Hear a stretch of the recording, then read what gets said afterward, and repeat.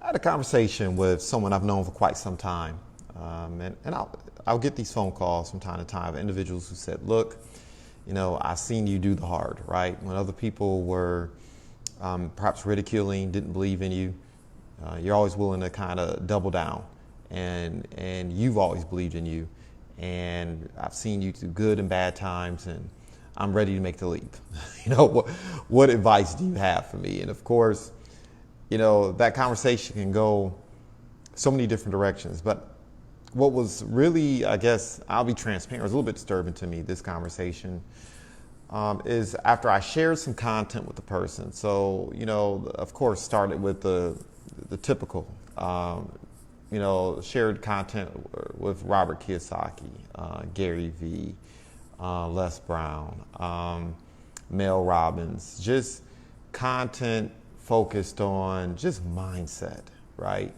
And things you can do to kind of get your mind right. Because the execution at the end of the day is really not even the hardest part. It's just doing it with the right mindset, the right degree of enthusiasm and belief, and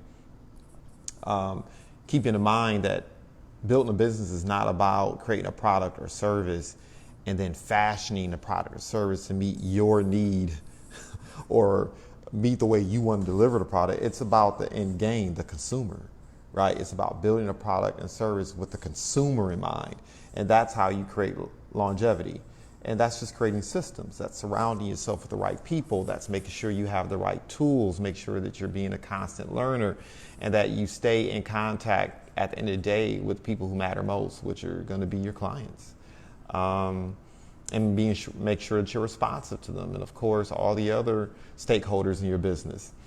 So, which is why I focus so much on the mindset. The Jack Canfield, Napoleon Hill,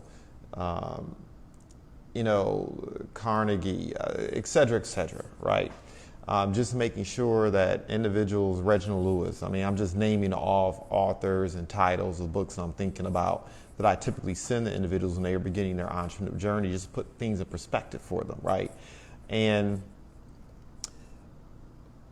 when I received the phone call, the response I received was immediately all the things that the person didn't want to do. Like, I don't want to do this. I'm not comfortable with this. I'm not sure why I need to do this. And for me, once again, it was a little bit disturbing because this is what I know.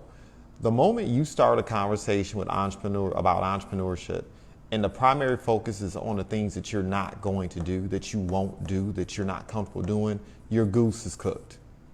Just being real. The bottom line is, entrepreneurship is about doing the things that unsuccessful people are unwilling to do. It's not about what you're not willing to do. It's about what you're willing to do, right? Assuming you have integrity, assuming you have moral fiber, right? Because I don't want people to get this twisted. At the end of the day, it's about consequences, right? The things that you do will result in certain consequences. There are things that you don't do that will result in certain consequences. At the end of the day, it's about understanding that. It's not about right or wrong. It's about consequence. It's not about your comfort. At the end of the day, it's about consequence. I woke up at 4:30 a.m. I made a promise to a couple clients after the previous night of hanging out with the wife and enjoying the birthday celebration. You know how that goes. I still had to wake up. It didn't matter how I felt. It didn't matter what my opinion was, what my emotional state of being. The bottom line is I was going to wake up and execute. And that's the bottom line, is what you're willing to do. And so, I found the conversation very disconcerting for that reason. Look, there's a party taking place, right? Because one of I think the most difficult parts for people to understand is mindset determines everything. It's not about your circumstances. It's not about the family you hail from. Trust me, I got plenty of content talking about why that doesn't matter. I'm living, breathing an example of that. It's not about, quite frankly, the circle you have been around for previous years. It's not about the majority of that stuff. Yeah, are there certain disadvantages and advantages embedded into it, but a disadvantage can be turned into an advantage. And guess what?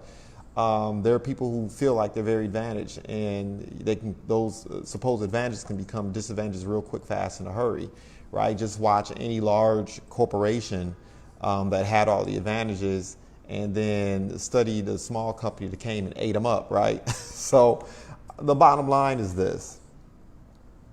When I think about entrepreneurship, oftentimes I think about a party, right? And people want to be invited to the party, and people want to attend the party. And we know at parties, there's typically 3 types of personalities. I mean, there are a lot of people in there doing different things, right? But there are 3 types of personalities. You have individuals who walk through the door, the music is playing, they're having a good time, and the first thing they do is they hit that dance floor. It doesn't matter what party they go to, they're going to hit that dance floor. If the music's playing and the spirit moves them, they're going to go out there and immediately have a good time. We all know people like that. You have the individuals who got to hit the bar first, right? They got to get warmed up a little bit. And so they'll be laughing, having a good time, and sipping on a little something, getting warmed up, and they'll eventually hit the dance floor too, periodically from time to time, right? But we all know at parties, you have that crowd, right? They have to get there, turned up, right? And then you have the individuals who stand against the wallflowers. And typically the wallflowers are just upset. They don't know why they're upset, but they're upset. And they're not engaging, they're not dancing, they're not sipping on anything, they're really not talking to people, they're just not having the best time. And usually the wallflowers will be the ones that'll end up leaving first for everyone else, because it's just not working out for them, right? They're wallflowers. And we know that, right? We know there are people who have those personalities where they walk into the party, they walk into the room, they walk into a space, they walk into an opportunity, and you have those 3 types of people who come to the party. The wallflowers, the complainers, the talkers, this is an adult party, blah, blah, blah, blah, blah. You have the people who are turning up, having a great time, and you have you have people who just right from jump, they're like, I'm getting it in, I'm enjoying this, right? Here's the thing, they're all at the same party. They're all at the same party, right? So the music is the same. The drinks are the same. The ambiance are the same. The people are the same.